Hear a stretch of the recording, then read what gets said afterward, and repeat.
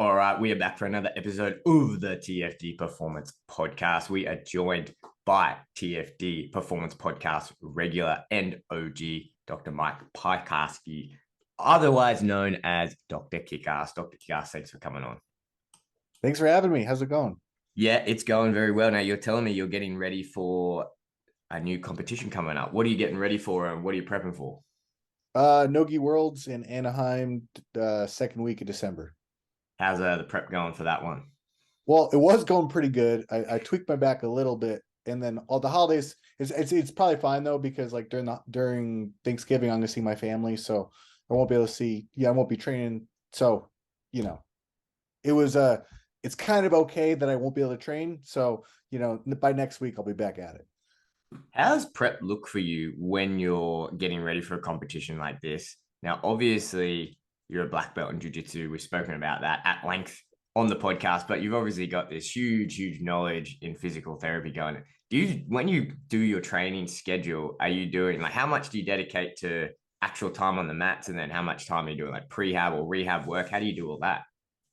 So, um, skill training, so jiu-jitsu kind of like I build everything around that just because like I need training partners, right? You know what I mean? So there's regular classes. So I kind of figure out like what days I'm going to train, and then like I can kind of like organize my skill training with, like the people I work with. Like, again, do I want a specific goal in mind when I'm training?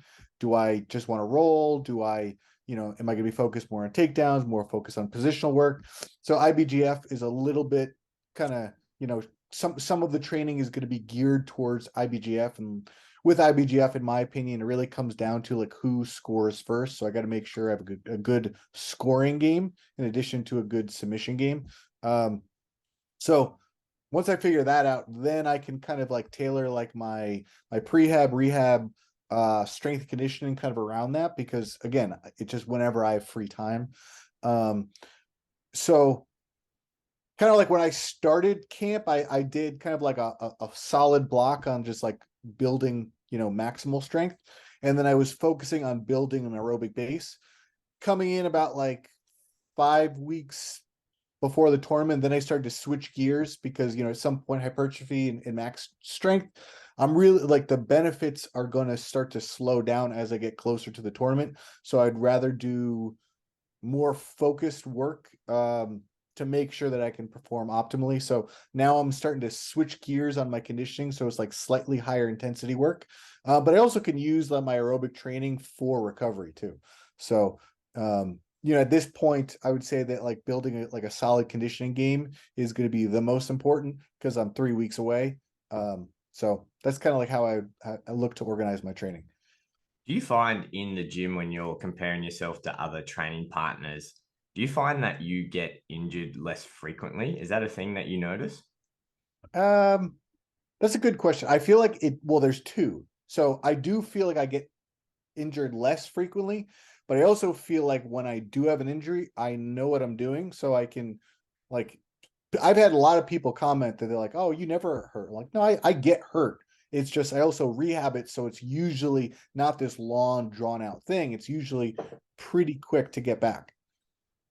Yeah, I had this conversation with the team physio when I was away for UFC 281 just in New York. That me and the team physio were talking about this, and a lot of the athletes were coming on and getting treatment from him for existing injuries. And he kept saying to me every day, he goes, "Oh, you sure you have anything? Do you have anything you want to treat?" And no, man, like, Yeah. and I'm in a pretty heavy training block myself at the moment. I'm training 20 plus hours a week. And I Oh, said, wow. no, man, I don't really get that injured because I put so much effort into prehab and my strength conditioning as a Mhm. focus to not be injured. And it's such a big problem athletes have, right? It's like, oh, worried about my injury once I'm already injured. And like you said, there's two components to that. There's a lot that you can do beforehand to prevent that injury. And then once you do get injured, or if you get a little niggle, rather than just being like, oh, yeah, you know what, I'll just train through it or train around it. There's so many other things that you can do to be proactive with that to get yourself back to almost full capacity, right? Absolutely. And that's what I want to talk to you about today, Dr. Kickass, because something I've noticed, especially in the last maybe 12 months, it's probably been around for a lot longer, and you'll probably attest to that. at least in the last 12 months, I've noticed in the jiu-jitsu world, maybe it's slow to get down to us down in Australia and New Zealand, but I've noticed this concept of Kinstretch, or exactly what we're talking about here, is putting your body in the best position to be strong in positions that you're going to be using for your sport, not just with the goal of preventing injuries, but to be able to perform at your best. That's something that I've noticed is really coming up on the rise. And it's something you, to be honest, you introduced it to me a couple of years ago, and it's always been in the back of my mind. And since applying a lot of these concepts with not only myself and with our athletes, I've just seen how important this entire concept of prehabbing to prevent the injury, but also being smart once you do get injured. Let's start this podcast and let's talk about this whole idea of Kinstretch for the person listening at home who's probably heard me say that and go, man, what's Kinstretch? That's a funny word. Can you just explain, what does that even mean?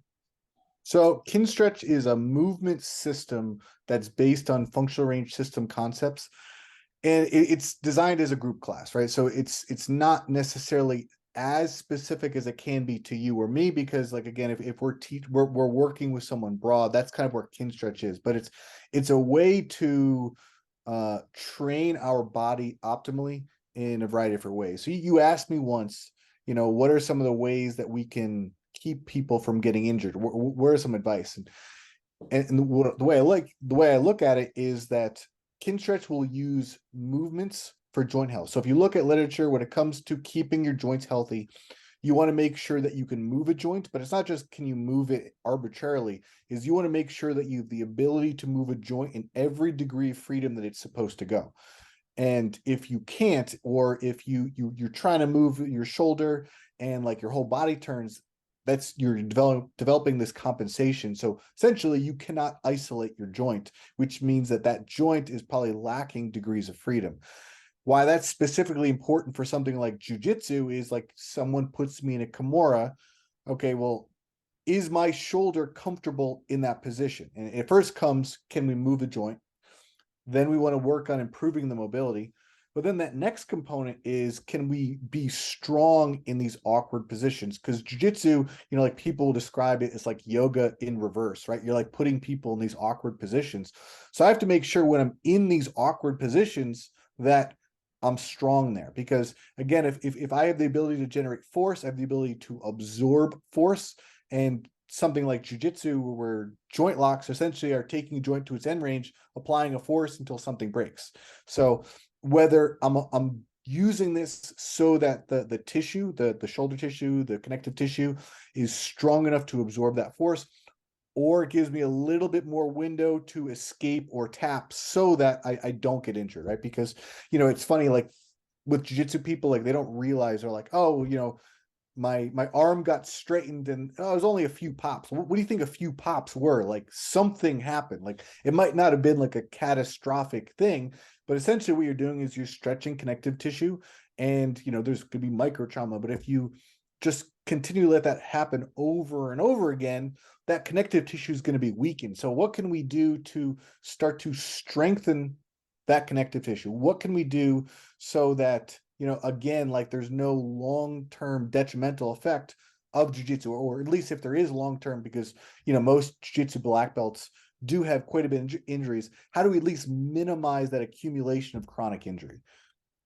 So in a nutshell, if we're talking about what the essence of this is, it's specified, and it's obviously you can apply this for lots of sports, but say if we're talking about jiu-jitsu specifically, you're moving in a lot of planes of motion and you're putting your joints in positions that are quite odd. And everyone who does jiu-jitsu remembers the first time they got arm barred or Kimura or whatever, and just the pain that it went through because your body's not used to being in that position. What the whole concept of Kinstretch is exposing yourself to those positions in a controlled manner and building strength and getting comfortable at those end range of motions. Is that accurate to say? I would say that's one way that you can use this move in practice, and that's how I use it. Is again making sure that I can move my body in a variety of different ways, but it's not like like where I would differentiate from like other movement practices. Like you take yoga, and there's nothing wrong with yoga, but yoga, people say, I want to get more flexible, I'll do yoga. But the problem with yoga is the yoga practice isn't necessarily to make you more flexible. It's a byproduct. Like you're doing a variety of different positions. You can work on your breathing. There's a lot of benefits. And in the process, you will get more flexible. It'd be like if you wanted to get strong, so you do manual labor. Well, yeah, like you're going to get strong if you do manual labor, but that's a byproduct of something else. So I feel like something like Kinstretch is a little bit more specific. So I want to have more hip mobility for guard retention. I want to have knees that are a little bit more resilient to leg locks. How can I specifically train my body? So, it's like a more of a scientific, methodology on how do I get the specific adaptations I'm looking for versus just doing a whole bunch of random stuff and then, saying, well, okay, well, this is helping me get more flexible. And what does that look like? Say if someone's like, okay, you've sold me. I want to do this because I want to spend less time being injured. And if I do get injured, I want to recover better and get back on the mat because time on the mats is king when you're trying to become a better jiu-jitsu athlete. What does that look like if they say, yeah, okay, I want to do it? Where do they start and what does it look like when they're doing it? So usually you start with something called a controlled articular rotation or known as CARs. And what they are is you're really training that isolated joint movement for whatever. So maybe we're doing knee and people don't realize this, but the knees have 2 degrees of freedom, means it bends and it straightens, but actually has like slight bits of rotation. That's kind of how heel hooks work. They don't rotate a ton, but they do rotate. So I want to make sure that if I have a healthy knee, that it can move in all of those planes. So, if let's say our focus today is on knee, we're going to start doing these movements. And some of that is also just teaching your body, right? Because if I go to you and say, like let's rotate your knee, you'd be like, what are you talking about? You've never done that. So some of it is just teaching someone how to do that. Then we can look at, does this person have the capacity to rotate, or is their knee stiff? Like let's say someone has a lot of meniscus pathology, maybe they have a lot of like arthritis, so their knees might not rotate too much. So now we want to actually work on improving something called creating more knee workspace, which is, again, I want to make sure that the knee has the ability to passively move.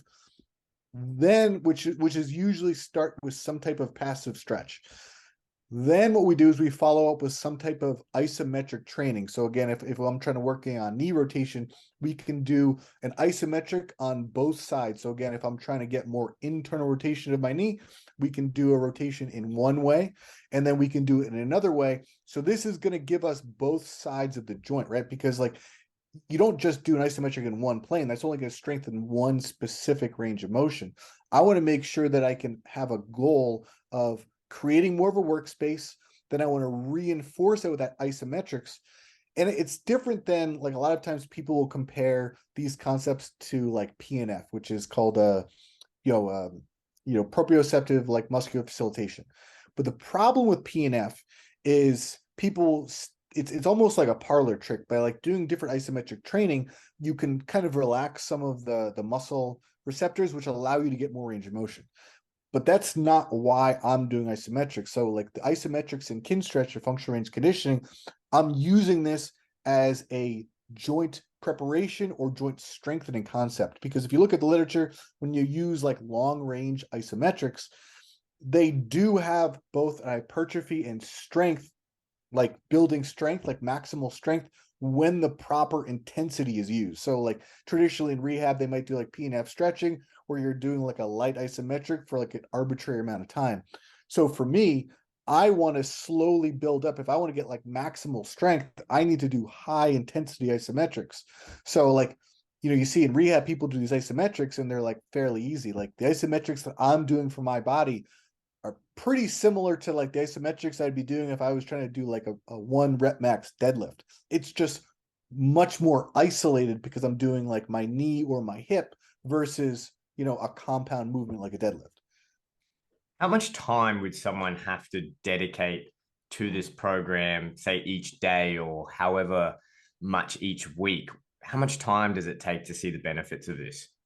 So I've been a physical therapist for many years now. So clinically, what I've found is that people, if people are serious about something, they should be able to find 10 to 20 minutes of work a day that they can build into their routine to do things. Now, this could be, like maybe you're doing like your car routine in the morning while you're making breakfast. This could also be like before a jiu-jitsu class, or this could be after, like this is part of your cool down. So if you have good time management skills, like you just build it into your routine. If like, let's say you already have an existing strength and conditioning, I do this as my joint preparation before I lift. So you ask, what is my strength program like? Well, if again, I figure out what my goal is for that training session. I figure out every joints that are needed. I'll do my cars for whatever joints I'm using. I'll do isometric training as priming. Then I will do my lifts or whatever. So it shouldn't be that you have to add a ton of time. It's just using your time a little bit better. When it comes to long-term gain, I'm going to expect like hypertrophy with muscle tissue takes about 6 to 8 weeks. So we're thinking that, biological tissue adaptation is going to take about 6 to 8 weeks. And clinically, I usually find about 6 weeks is a good marker of like being consistent, a few times a week, 10 minutes a day, you start to get some benefits. And you don't necessarily have to have access to a gym with weights and everything else, right? Like you can do this right before, like you said, your BJJ class or right after your BJJ class. Absolutely. Like obviously, like when you have equipment, you can make things harder or you can do things differently. But for the most part, if I'm just doing joint movements, I can do this anywhere. If I'm just doing isometrics, I'm using myself to generate that force. And through the program, I kind of show people how to do that. And it's fairly natural. So that's one of the things I like is you don't need stuff to do it. What would you say the biggest benefits for a jiu-jitsu athlete at any level? What are the biggest benefits they're going to get from doing a program like this?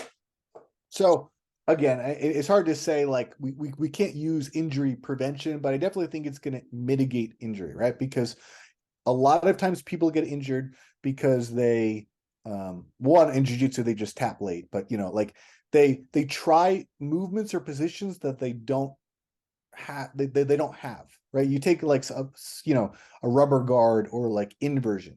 Those aren't inherently dangerous positions. They're dangerous for people who can't get into that position. So one, creating global joint mobility is going to allow you to do whatever position you need to in jiu-jitsu. Second, by doing that isometric training, we're going to create a little bit more resilience. So even if, let's say, someone does put me in submission again, either A, that injury won't be as severe because that connective tissue is going to be prone to stress. So it's going to be a little bit stronger, a little bit more resilient. It also, again, gives me a little bit more of a window to escape. So again, if someone does put me in some type of leg lock, like, can I use that to get out or tap? So again, it's a combination of, injury mitigation, but also there's going to be that performance aspect. So if you take like, one of the most iconic positions in jiu-jitsu is the guard. So what makes the guard so valuable is that you're using your legs to control a person. So let's say like a smaller person can use their legs to try to overcome a larger person. But that's all based on, can you get your legs, which is controlled by your hips because that's your proximal joint, in the position to use that. So whether my legs are blocking someone from passing, or can I rotate my legs in a certain position to set up my arm bars, my triangles, etc. Yeah, it's interesting as you say it. I think of all the people that I train with who, for the most part, are really good athletes. And they might be really, really strong as well. Like I see them down in the gym and they're training really hard. But when we get on the mats and we roll, they just don't have this movement or that they're not comfortable in these positions. And for someone, if you're a bit more experienced as a practitioner, like I love to exploit that. I love to exploit that. I know if I could get you in this position and you're not comfortable there, or even if you're in a good position and then I can tweak that and get you in a more uncomfortable, I know you can't stay there for that long because I know your body isn't used to being there. And then you're eventually going to give up that position. I do, however, notice with the guys that put in a lot of time and they do this stuff, it's very, very difficult because they're just so comfortable in these positions. And then not only are they comfortable in it, they just rotate between them and it makes going against them really difficult. So there's huge, huge, huge performance benefits from a real practical sense here. Yeah, absolutely. And like, I would say that like this type of training is like very is like associated to what people call mat strength. Like everyone's like rolled with that guy who like, again, they don't look impressive, and then they get them on the mat and they're like, holy shit, this guy is strong. Like, and again, so for me, like I'm like 170 pounds, which is like 77 kilos or something like that for all of the Aussies listening. So again, like I'm like a normal sized guy. Like I don't maybe look that strong, but people routinely will comment on how good my squeeze is. And obviously some of that skill, like I've been doing jiu-jitsu for a long time, so I understand how, but I do feel like this Kinstretch, like learning how to isometrically ramp and using that is really developed and really, really, bulletproof, like really giving me like a really good squeeze. So like when I lock on a position, like they are going to tap. Like I'm not going to burn out. It's strong enough to either put them to sleep or get them to tap. But then at the same time too is like my ability to pin someone. Again, I'm not that big, but I use pressure passing, which is usually more of like a big guy move. But for me, like again, use jujitsu, which is leverage and that mat strength, I can still pin someone pretty well. Who would you say this is relevant for? Is this as relevant for the guys who are white belts that are just, starting out on their jiu-jitsu journey, or is it more relevant for the higher belts, like the purple, browns, and blacks? Who's this relevant for? So I would say both, right? Because, and I'm not going to like belt, I'm not going to decide like beginner and advanced. I'm going to break it up to like the recreational hobbyist and the professional athlete. So the recreational hobbyist is going to get a lot out of this training from, again, that injury mitigation. Like a lot of like recreational hobbyists, like jujitsu is what they do for fitness. But the problem is, like we said, like jujitsu like isn't really that good for your body. Like you're stretching your joints and you're putting yourself in these weird positions. So this is a good tool to supplement your jiu-jitsu so that you can stay in the game longer. Again, that injury mitigation. That professional athlete, that someone who takes things seriously, again, the performance training is going to be super beneficial because one, whether people realize or not, professional athletes still have a ton of chronic injuries. And like a lot of times chronic injuries is just like a joint, like, something might have, the injury happened, it doesn't quite heal 100%. Well, why does it not heal 100%? Is because you're not doing anything to address that tissue, that connective tissue, to get it stronger and to kind of reestablish what that joint was supposed to do prior to their injury. So those professional athletes, we can deal with this because it's going to be the introduction to addressing these chronic injuries. But again, that performance, like this will also improve your mat strength. This is also going to improve your mobility. So you can do things like have that guard that people can't pass, or, have those legs that can choke the shit out of someone and like they don't burn out. Yeah, absolutely. I think the value in this is just hugely immense. And I want to ask you one last question. We have gone over this, but I want to make this point really clear, the amount of time that it takes to do this, because I feel like so many athletes are put off doing additional mobility work because in their mind, they're like, well, I'm already training once or twice a day and I've got to go sleep. I've got to recover. I've got to eat. I've got to do all these, and I've got to do life in between all of that.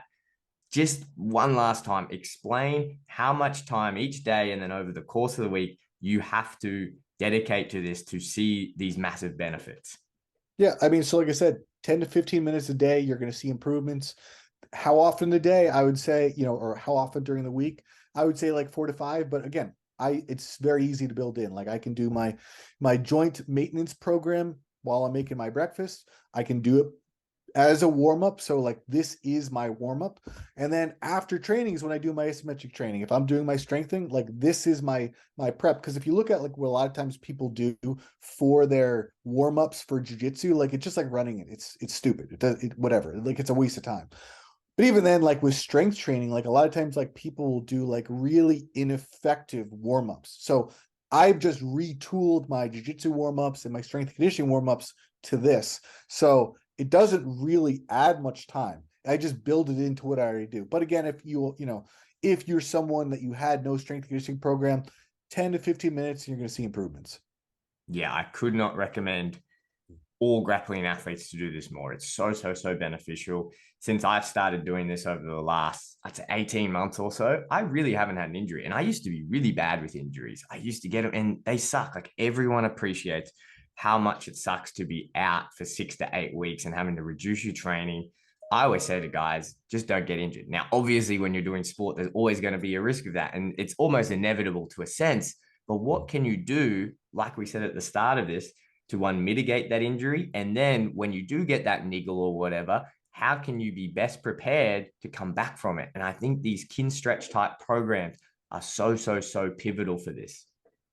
Absolutely, absolutely. Again, like I said, like I still will get little injuries, but they don't keep me off the mat more than, a day or two at most. Yeah, absolutely. I think that's everything we need to cover for this. I'll say it one more time. I believe every BJJ athlete should be doing this. It's just what makes you a better athlete at the end of the day is time on the mats. And what is the biggest reason that stops you from getting time on the mats is being injured. Now, obviously, life gets in the way, but being injured is by far the biggest deterrent for you getting on the mats. 10 to 15 minutes a day, 4 to 5 times a week. You can do it while you're making your breakfast. There's really not a good excuse not to be doing this stuff. Just program it in. It's excellent stuff. Dr. Kickass, always such a good pleasure talking to you. Really valuable. I want to get a prediction. You've got Nogi World Championships. Tell the people at home they've got money in their pocket. They want to place a bet. How's that going down? Well, I'm not going there to not medal, so I'm going in to take my division. Yeah, absolutely. I'm sure we will talk in the near future, but guys, keep a lookout. We are dropping our new Kinstretch for BJJ course that Dr. Kickass has designed. This is extremely comprehensive. It is ridiculous the amount of content that you're going to be getting for this. I will also make the point that if you were to call Dr. Kickass and say, hey, I want to do one-on-one training with him, it'll cost you thousands of dollars, where this course is literally going to be all that knowledge for a fraction of that. So we are dropping that. That is coming this weekend. Like I said, every athlete will benefit from something like this. And it literally takes 10 to 15 minutes every single day, 4 or 5 times a week. Yeah, man. Exactly. Like again, it's what I do and it works, and we're going to see it more often for sure as we get the information out there. Dr. Kickass, that's an awesome episode. I hope that highlights the value of this program and these concepts that we're talking about, and all the best for World Championships coming up. And I'm sure we'll talk again soon. Thank you, sir. Looking forward to it.